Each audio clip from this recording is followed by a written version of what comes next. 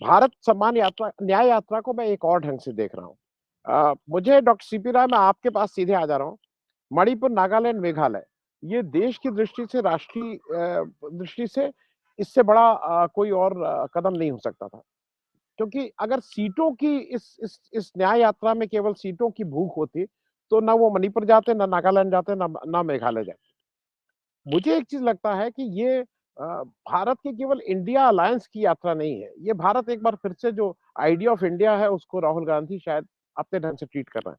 मैं आपसे इसलिए ये राय साहब बात पूछ रहा हूं कि कांग्रेस की दृष्टि से मेरे ख्याल में सेकेंड हाफ ऑफ यात्रा, जो जब वो बंगाल, बिहार, झारखंड के बाद जब वो छत्तीसगढ़, यूपी, एमपी, राजस्थान, गुजरात चलेगी, वो कांग्रेस की दृष्टि से महत्वपूर्ण है। लेकिन शुरू में शायद वो मोमेंटम, आपको ऐसा नहीं लगता है कि इंडिया अलायंस के लिए भी जरूरी है कि उस मोमेंटम को बनाएं? क्योंकि वो केवल कांग्रेस की बात नहीं है, इस समय मुद्दे ज्यादा बड़े हो गए हैं। डॉक्टर सीपी राय। राहुल गांधी ने इसको न्याय यात्रा नाम दिया है। 14 जनवरी का दिन चुना है, स्थान मणिपुर चुना है।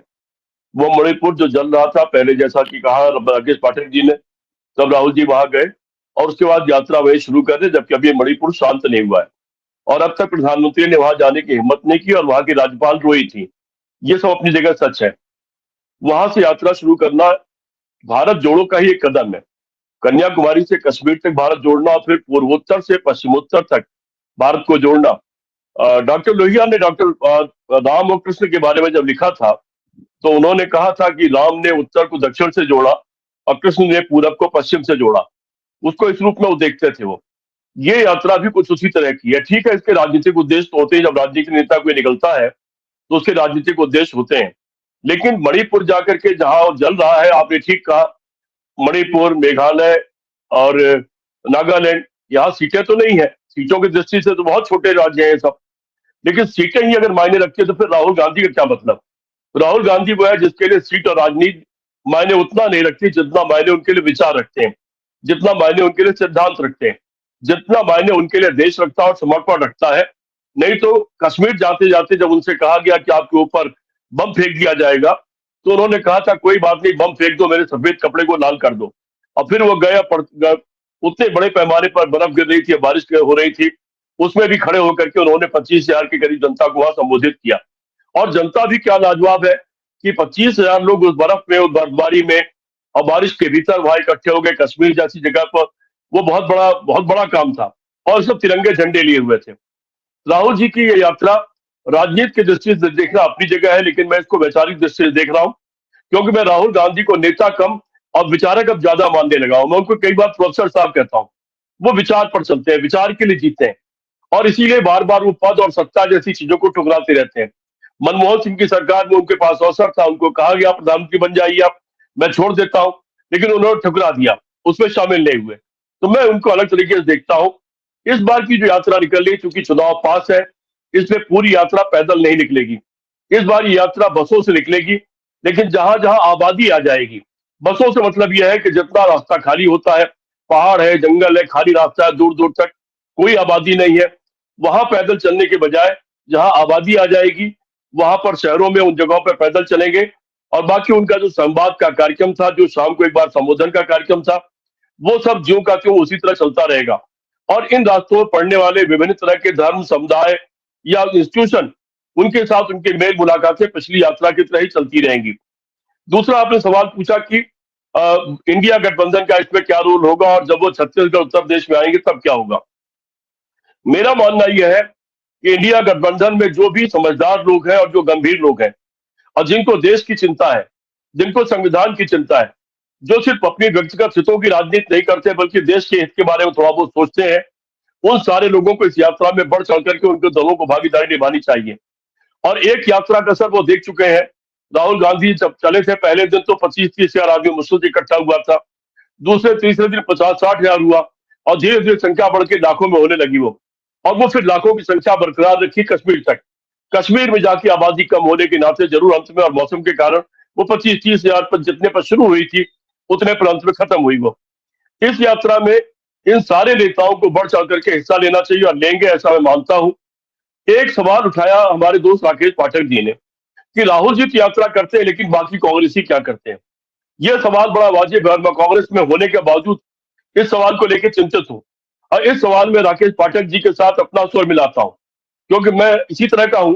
मैं पार्टी की रेखाओं को उतना ही मानता हूं जितना मेरा दिल और मेरी आत्मा स्वीकार करती है। उत्तर प्रदेश में जरूर एक यात्रा अभी चल रही है उत्तर प्रदेश के अध्यक्ष के द्वारा, और वो यात्रा सहारनपुर से शुरू हुई या लखनऊ तक आएगी। ये ध्यान रख करके इस यात्रा को प्लान किया गया कि पूर्वी उत्तर प्रदेश से राहुल जी की यात्रा एंटर करेगी, हम लोगों को ये पता था, इसलिए उसको फिलहाल छोड़ दिया गया। और ये यात्रा पदयात्रा के रूप में है, सहारनपुर से चली है और मुरादाबाद के कुंदरकी में आज जाकर के उसका समापन अभी हुआ है, और अगले जिलों में होती हुई यह सीतापुर, लखीमपुर खीरी होते हुए लखनऊ में जाकर के समाप्त होगी 12 जनवरी के आसपास, और 14 जनवरी से राहुल जी की यात्रा शुरू होगी। तो यात्रा के साथ यात्रा का मेल है ये।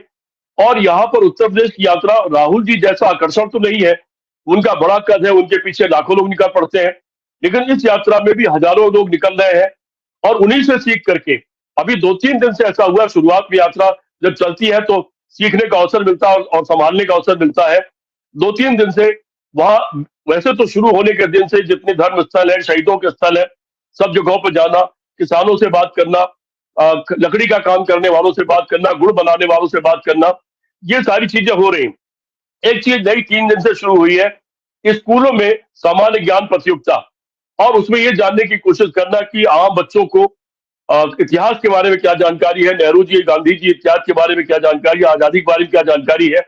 फिर उसमें पुरस्कार वितरण, और अंत में सबको नेहरू जी के ऊपर लिखी हुई एक किताब, पुस्तक भेंट की जाती है।